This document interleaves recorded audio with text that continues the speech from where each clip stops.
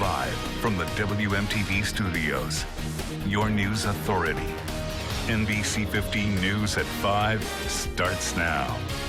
Now at 5, Americans take to the polls today to cast their votes for who they want to see in office. We'll have a live look into local campaign watch parties around the state. Plus, we'll take a look into Hillary Clinton and Donald Trump's election night events.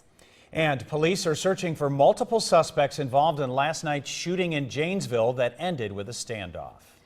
Good Tuesday evening, and thanks for joining us on this election night. I'm Lee Mills. And I'm John Stofflet. We will have live coverage throughout our newscast, bringing you the latest information on local and national races. First tonight, polls opened this morning at 7, and there have been reports of long lines throughout the day. According to election officials, they've seen a record number of people at the City-County building in downtown Madison.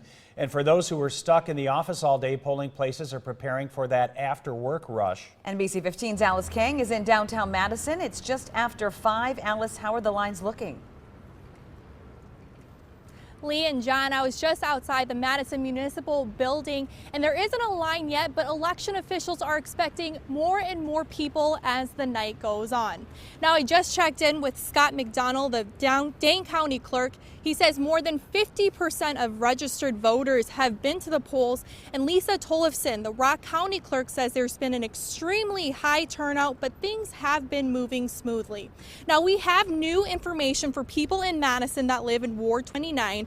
If you live in that area, you will be able to vote until 9 tonight because of a fire alarm that went off at East High School earlier today. Again, if you live in Ward 29 in Madison, you can vote at your polling site, which is East High School, until 9 tonight. And for everyone else, polling locations will be open at 8 tonight, so you have just under 3 hours to get out and vote. Reporting live in downtown Madison, I'm Alice Kang, NBC 15 News. Alice, thanks. Hillary Clinton and Donald Trump have big nights planned to cap off their long campaigns. But of course, only one party will feature the next president. Our Washington team takes us inside tonight's election parties. We start with Washington Bureau Chief Jacqueline Policastro. Hillary Clinton is going to finish her campaign under the glass ceiling here at the Javits Center in New York City. This space is 185 feet tall. It can fit the Statue of Liberty without her base. Take in the Crystal Palace. The glass ceiling is made of thousands of panels. The stage is shaped like the American flag, topped with an enormous video screen. Media risers are packed full, but we're front and center, working along with hundreds of other journalists from around the world. Security is tight for blocks around the venue.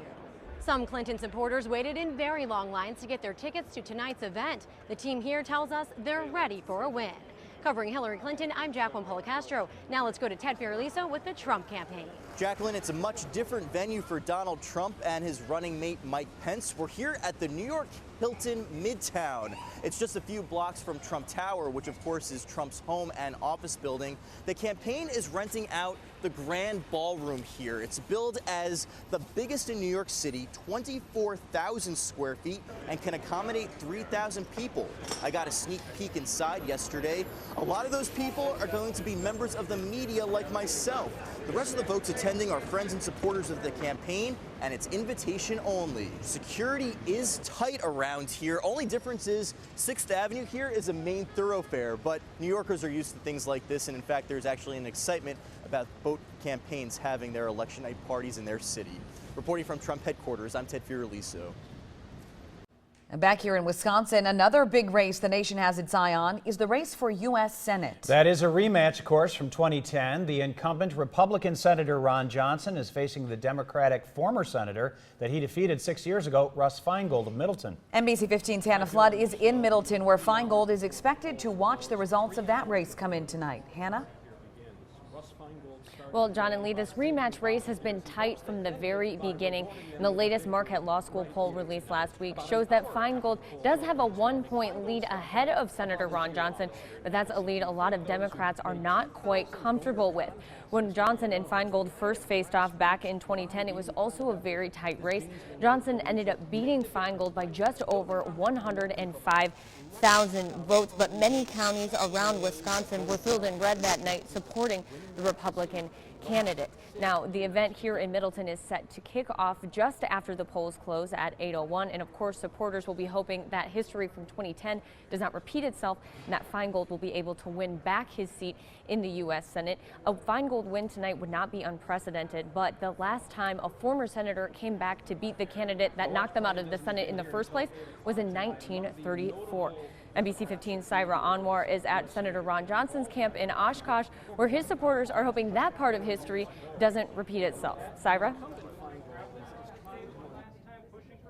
Hannah, thanks. Ron Johnson's campaign party kicks off in just under 2 hours here at the Oshkosh Convention Center. And unlike in Middleton, attendees here tonight are hoping for a repeat of 2010. 6 years ago, Johnson's supporters celebrated as he became the first Republican U.S. Senator in Wisconsin since 1992, booting then incumbent Feingold by 105,000 votes, ending his 18-year-long three-term streak, with Johnson going on to build his Senate career as the chairman of the Homeland Security Committee. Now, we won't know if this campaign party transforms into a victory party for a while now, since polls are still open, but I'll keep you updated. Stick with us. We're reporting live in Oshkosh tonight. I'm Syra Anwar, NBC15 News. Syra, thanks a lot. Well, Speaker of the House Paul Ryan is running for re-election to represent the 1st Congressional District of Wisconsin. NBC15's Morgan Wolf joins us from his election party right now in Janesville. Morgan? Hey guys, Paul Ryan is seeking his 10th term in Congress. This is his first re-election, running as Speaker of the House. He faces Ryan Solon, a 39-year-old from Mount Pleasant and former Army officer. Now, both candidates have voted already today, as Paul Ryan has been spending the day with his family, while Ryan Solon has spent the day at work. Now, Paul Ryan is favored to win this election, but Ryan Solon's campaign says that they're still hopeful and looking for that upset. Now, coming up at 6 on NBC15, we'll take a look back at the rocky relationship between Paul Ryan and presidential nominee Donald Trump. For now, live in Janesville, Morgan Wolf, NBC15 News. After a few clouds and raindrops this morning, nothing but sunshine this afternoon, and that is what we are left with this evening.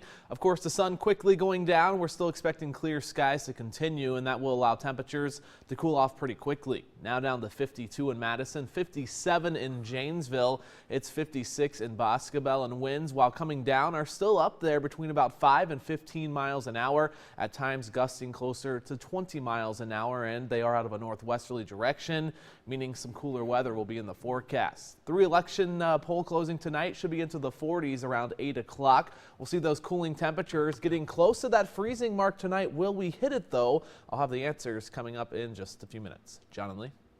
Brian, thanks. Coming up on NBC 15 News at 5, many will be tuning in, of course, to tonight's election coverage. Professor Richard Haven is in next to talk about what clues we should be looking for early on to see how the night's going to go. Plus, need a ride to the polls before they close at 8? Ride-sharing companies are offering discounted trips to give you the opportunity to vote.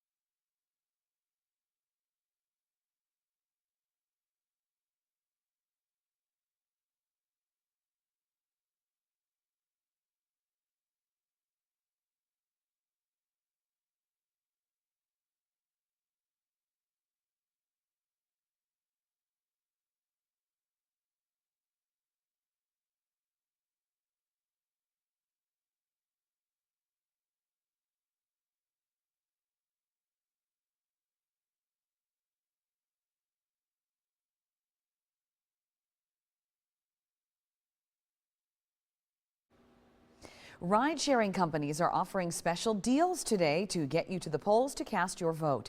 Uber, Lyft, and Zipcar are all offering discounts to those heading to the polls. If you've never used Uber before, entering the code VOTE TODAY will get you $20 off on your trip. Lyft will give you 45% off of your ride to the polls in recognition that we're electing our 45th president. And for those who want to drive themselves to vote but don't have a vehicle, Zipcar is offering free rentals on more than 7,000 cars between 6 p.m. and 10 p.m. Just remember, polls close in our state at 8 p.m. If you haven't booked your holiday flight yet, you can earn bonus miles with Frontier Airlines. That carrier is offering double or triple miles to customers who make new bookings between November 3rd and November 24th. Eligible customers will get triple miles if they fly with Frontier on Thanksgiving Day, Christmas Day, or New Year's Day, and on all Tuesdays between November 3rd and January 7th. Other days during that time will earn you double miles. Coming up on NBC15 News at 5, police are still searching for suspects involved in a shooting that took place in Janesville. We're going to tell you what sparked that incident next. And it was another above normal day in terms of temperatures, but some cooler weather moving in could lead to some frost when we're expecting that coming up next.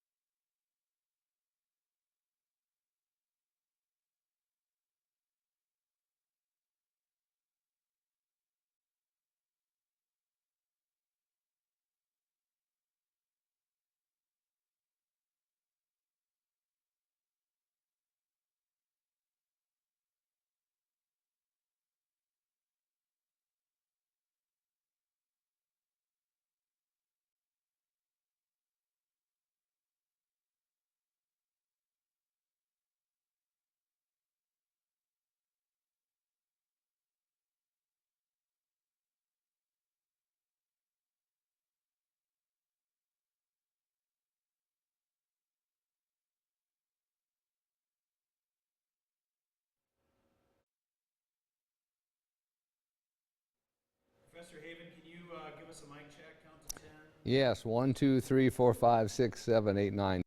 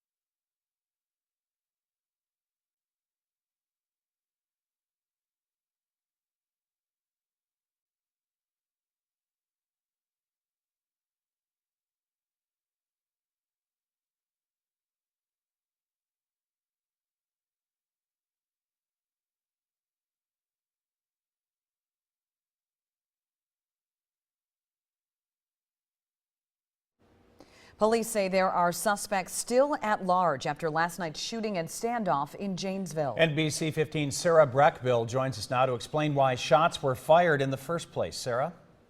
John and Lee, it all started with a drug deal gone bad. Just around 1:30 yesterday afternoon, police responded to shots fired around the area of Lincoln and Wilson in Janesville. One person was shot. They say 4 individuals then fled from the scene in 2 vehicles. But thanks to the help of one witness, the story doesn't end there. John Samvik has seen a lot go down on the streets he calls home. There's a lot of drug dealing stuff goes on down here around the park. So when he saw a car fly by yesterday afternoon with 2 people jumping out before it even stopped, he knew what to do. I jumped in my truck and drove down by there and got the license plate number out the car and the address off the house that they went into, and then took it over to the police. Police say the suspects were fleeing from the scene where shots were fired just moments before. When I hear that warning over the radio that there's an urgent call coming in and the shots fired, I've become accustomed that it's not followed with Janesville. Officers from patrol, SWAT, and investigations waited outside the house, leading to an hours-long standoff. We probably had 40 to 50 officers assigned to this matter last night, and that's not by accident. That's by design. Around 6 o'clock, a juvenile came out of the house, surrendering to police. The number of suspects we saw going into the home and what we ultimately found, someone left. Soon after, police did take one suspect into custody, 20-year-old Nando Ennis. However, they believe there are more suspects at large. A startling thought for some neighbors, like Samvik. People want to live and be able to walk down the street without getting shot at, you know? Police say the shooting was the result of a dispute about the quality of the drug. They say it was over hundreds of dollars of marijuana. Police later discovered the victim of the shooting drove himself to the hospital after being shot. He is expected to survive. This is your Weather Authority forecast. After just a few raindrops and clouds this morning, a beautiful afternoon, and check out the sunset ongoing downtown Madison right now. You can't beat that on this election day. Current temperature, not half bad either. 52 degrees in Madison. Winds are out of the north and northwest at 9. They are coming down after gusting in excess of 20 miles an hour just a couple of hours ago. Other temperatures include a 50 for Beaver Dam as well as Watertown. It's 48 for you in Camp Douglas, 55 in Lone Rock. Temperatures are starting to cool off pretty quickly, especially off to the north where it's 48 in Wausau, Ashland, Wisconsin, coming in at 47 with clear skies and calming winds. Well, a perfect recipe to see some of those cooler conditions moving into much of the Great Lakes region. That's what we're tracking on Sky Tracker HD. A whole lot of nothing. Clear skies for all of Wisconsin. The nearest clouds are through the Dakotas, and what's left of our morning disturbance now pushing through the Ohio River Valley with some scattered showers and storms around the Cincinnati region. Clear skies tonight will lead to some cooler temperatures, looking for overnight lows, lower to middle 30s. I do think some places get down to that freezing mark, and that means we will be dealing with at least some patchy frost come early tomorrow morning, so you may need to bust out that ice scraper, especially in those more rural areas and typical cool spots that we have around southern Wisconsin. High pressure's in control tomorrow afternoon, and not only for your Wednesday. How about Thursday, Friday, Saturday, Sunday? Almost an identical forecast of what we had last week in terms of sunshine, in terms of temperatures. I think just a couple of degrees cooler, but all in all, shaping up to be very nice here as we head towards the weekend. Overnight tonight, 33 degrees, so it looks like officially we will just be above that freezing mark with some patchy frost developing. 57 tomorrow, mainly sunny and on the nice side. 61 Thursday, 50 on Friday, albeit a little bit cooler for the weekend. Still expecting plenty of sunshine into early next week. John and Lee. All right, Brian, thanks. Just ahead, why is the U.S. Senate race in Wisconsin expected to be a tighter race than the presidential race? Professor Haven's in next with his analysis of why that might be the case. Next. And here's a look at tonight's primetime lineup. Starting at 7, we will have a 3-hour NBC News special, and we will be back for NBC 15 News at 10.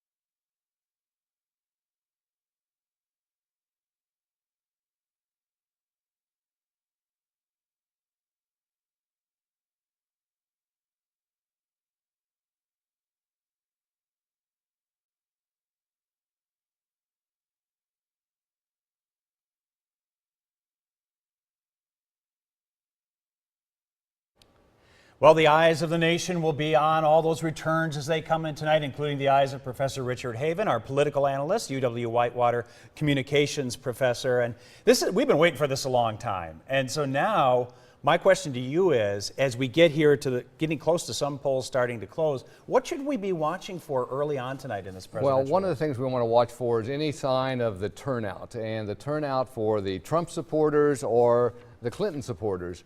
In the case of North Carolina, for example, how strong is the African American turnout? In the case of Florida, how strong is the Hispanic turnout and the African American turnout? It's interesting, in Florida already, we have a report that as much as 39% of the turnout is minority. That's up from 33% in 2012. That's a good sign for Secretary Clinton. Right. We also want to be looking at particular states. First of all, New Hampshire. Should come in fairly early unless it's really close, and then that will tell us something. But New Hampshire has a much more white population, a small minority population, but they're better educated. So it could go either way. It will tell us something about whether it's going to be a long night or maybe a quicker night. Yeah. Then we look down to North Carolina, we look at Ohio, we look at Pennsylvania, all states that are going to play a key role in swinging this election one way or the other.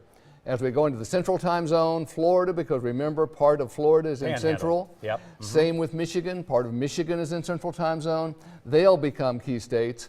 And then finally, when we move out west, we'll pay a special attention to Colorado and Nevada. Right. And Wisconsin had been a swing state really until the last week in this presidential race. And now the attention seems to have moved over to our neighbor, Michigan. So should we be reading something into the fact that Trump he canceled an appearance in Wisconsin Sunday, and Hillary Clinton hasn't been here since April? Should we read anything into that? Well, I think, one, the Clinton campaign felt pretty good about Wisconsin. It tightened up some, and then you saw a lot of surrogates come in.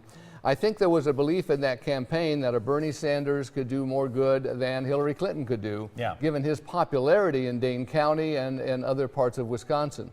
On the Trump side, it was interesting that he canceled West Allis, but he went to Minneapolis. Yeah. And while you might say, well, it's hard to imagine Minnesota as a swing state, it was one he was kind of looking at. But remember, western Wisconsin is a part of that media market. Oh, sure. And so, in a sense, he was able to talk to two states, and I think that's why they made the switch. That's a good observation. I know you know that area well. I think we've got a cabin up in that area, and that's in that Minnesota, Minneapolis market. We've got about a minute left, so let's talk about in the Marquette poll. Hillary Clinton had a 4 or 5 point lead roughly, and then just 1 point only for Russ Feingold, who had a big lead prior. What would explain the difference? Why did that race tighten up? Trump has not been running well in what's called the WOW counties. That's Waukesha, Ozaukee, and Washington. That's an area where Mitt Romney ran very well, and generally Republicans need to do well. Trump has been down there. I suspect that has to do with the fact that Hillary Clinton's running better with women, including suburban women, and Donald Trump is not compared to Mitt Romney. So, I think that might be one of the reasons that they're splitting their vote. Few are voting for Trump, but then they split the vote to vote for the Republican Senate candidate, in this case giving him, Johnson, a better chance. So I think we're seeing that in some ways with split ballots. Well, some of the polls close at 7 p.m. Eastern, which means 6 o'clock our time, so just a little over a half an hour. So we'll start to learn stuff here very soon. It's going to be very interesting to see what's coming. Yeah. We could have a quick outcome. More likely, I think this is going to go on for a while. All right, and you'll be here with us, Professor Richard Haven, UW-Whitewater. Thank you. We're back with a final look at the forecast after this.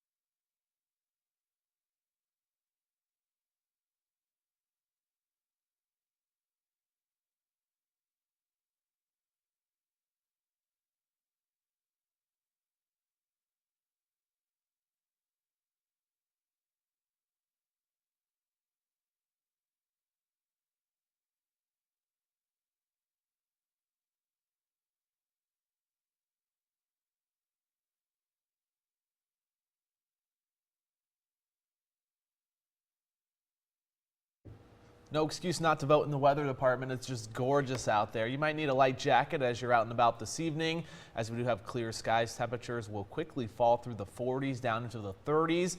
Do think there will be some patchy frost tomorrow, so be aware of that, but back up to 57, 61 on Thursday. Next chance of rain and a small one not until next Tuesday. So yet again, another extended period here with a lot of sunshine and temperatures continuing to run well above normal. Remember, if you're just getting home, you have until 8 p.m. to cast your ballot. Right, and of course, if you're in line at 8, they have to allow you to vote. So they can't just, they'll cut the line off for the people who are in line at that point. You'll be able to vote. And again, if you vote at East High School, you've got that extra hour tonight. You can vote until 9 p.m. because of a fire alarm. A judge's order, they extended the voting there for an hour until 9. And we're getting ready for our 6 o'clock newscast. We will bring you live back to all of those campaign watch parties, and we'll have more expert analysis. We'll see you then. NBC15